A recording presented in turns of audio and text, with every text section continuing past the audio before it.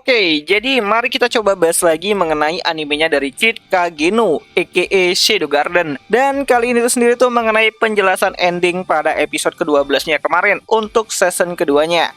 Nah, jadi karena banyak banget tuh yang masih bingung dengan apa yang terjadi pada endingnya, jadi yuk marilah kita coba bahas.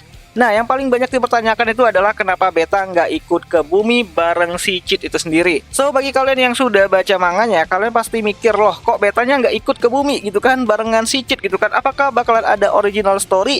Yaps, jawabannya itu adalah Beta tetap ikut kok gitu kan. Ya, meskipun di animenya itu tidak diperlihatkan proses si Beta ini tuh masuk ke dalam black hole ataupun black loss gitu kan. Tapi dalam versi Kagejitsu Chibi, kita dikasih tahu kalau Beta dan Shadow itu masuk ke dalam black loss dan belum kembali lagi. Seperti apa yang disampaikan sama Epsilon di dalam laporannya kepada si Alpha itu sendiri. So, jadi intinya arc bumi bakalan masih memakai pondasi dari cerita yang ada, yaitu versi light novel dan juga manganya tentunya. Untuk versi web novelnya itu sendiri, seingatku Cheat tidak pergi ke bumi ya. Iya, ia langsung ajak Epsilon kabur dengan alih-alih mencari barang berharga di reruntuhan kerajaan Oriana. Ya, kalau nggak salah mereka itu bakalan nemuin jari kelingkingnya si Aurora. Nah, balik lagi ke cerita di ending episode ke-12-nya itu sendiri, dimana banyak yang bilang kenapa pendaratan Cheat di bumi beda dengan apa yang ada di manga dan juga light novelnya.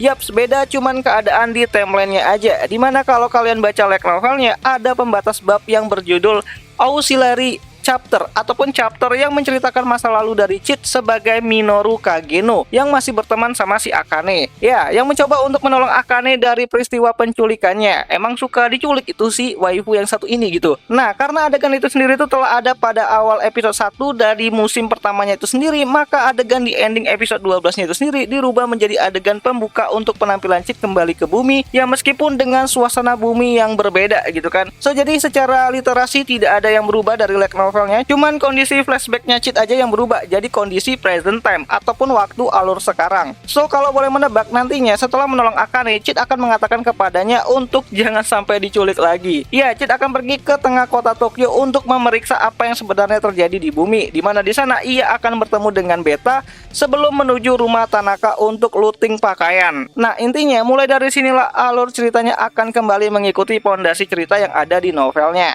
So, penjelasan ending episode ke-12 lainnya itu adalah mengenai alur waktu. Nah, Cheat kan udah mati tuh dan hidup selama 16 tahun kurang lebih gitu kan di isekainya. Tapi kok Akane-nya masih muda aja gitu kan. Nah, Akane sebenarnya tuh sudah tidak muda lagi, apalagi sekolah gitu kan. Ya, jadi Akane saat ini tuh berusia 19 sampai 20 tahunan. Loh, kok begitu? Ya, jadi ada distorsi waktu antara dunia Cheat isekai dengan bumi, dimana saat Cheat kembali lagi ke bumi itu adalah bumi di 3 tahun lebih maju setelah kematiannya si Cheat itu sendiri di bumi yang ketabrak truk itu kan. Jadi itu adalah alasan kenapa Akane hanya 3 tahun lebih tua dari Cheat yang di timeline sekarang ini.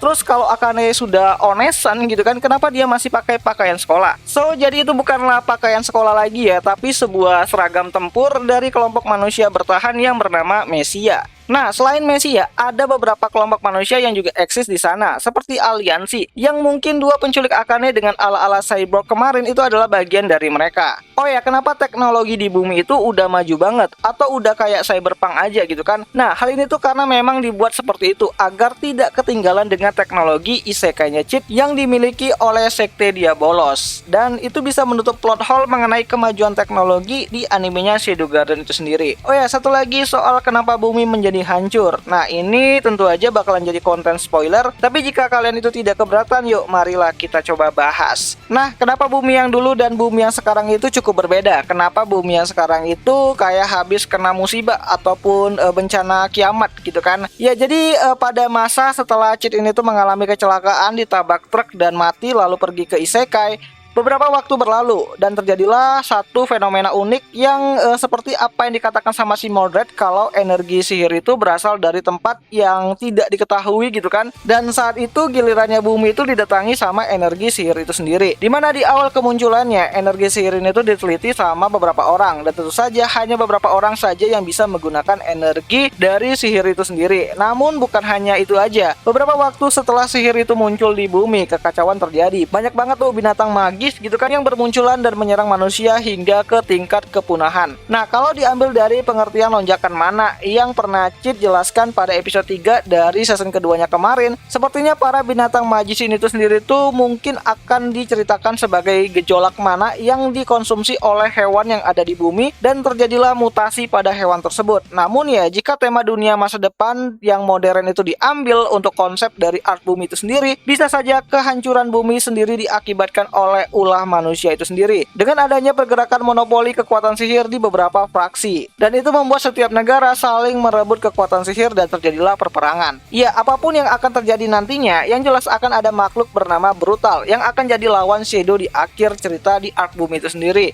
Entahlah, ini adalah makhluk biologis lagi seperti apa yang ada di light novelnya, atau bakalan jadi humanoid lagi seperti Ragnarok di episode ke-12-nya kemarin. Menarik nih untuk kita tunggu gitu kan bagaimana kelanjutan dari ceritanya Shadow Garden untuk adaptasi arc bumi itu sendiri. So, jadi kurang lebih seperti itulah penjelasan untuk akhir dari episode ke-12 dari serialnya Shadow Garden itu sendiri, setidaknya menurutku pribadi. Dan kenapa alasan Cid ini tuh bisa menggunakan mana di bumi, alasan kenapa Beta nggak dilihatin pas kesedot Black Rose, atau juga alasan kenapa di dunia Akane menjadi dunia era modern apokalips. Semua itu akan dijelaskan pada adaptasi movie-nya nanti yang tanggalnya juga masih belum tahu kapan rilisnya gitu kan. So, jadi bagaimana nih menurut kalian? Apakah kalian punya pendapat lain soal ending dari episode ke-12 yang kata kebanyakan orang itu nggak sebagus episode 20 dari season 1-nya itu sendiri?